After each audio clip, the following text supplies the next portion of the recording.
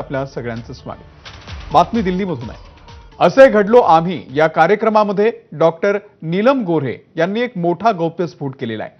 ठाकरेंच्या शिवसेनेमध्ये 2 मर्सिडीज दिल्या की 1 पद मिळायचं असा गौप्यस्फोट त्यांनी केलेला आहे।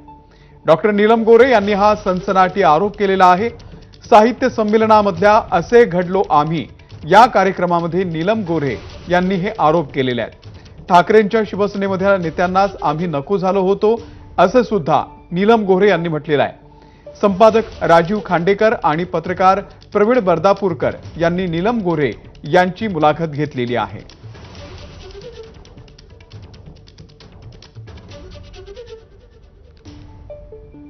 तर एक मोठं वक्तव्य नीलम गोऱ्हे यांनी केलेलं आहे। ठाकरेंच्या शिवसेनेमध्ये 2 मर्सिडीज दिल्या की 1 पद मिळायचं असा मोठा गौप्यस्फोट त्यांनी केलेला आहे।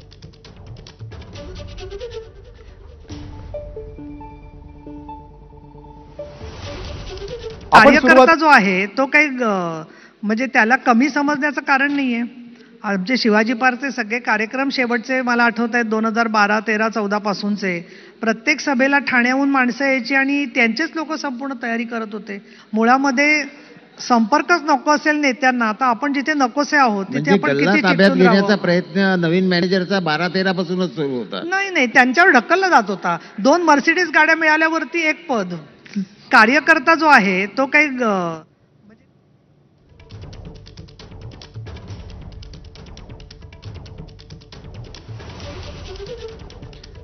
तर ठाकरे गटाचे नेते अंबादास दानवे सध्या आपल्या सोबत आहेत। अंबादास दानवेजी, नीलम गोऱ्हे यांनी काय म्हटलं ते तुम्ही ऐकलेलं आहे, तुमची काय प्रतिक्रिया? इथं नमक हरामी आहे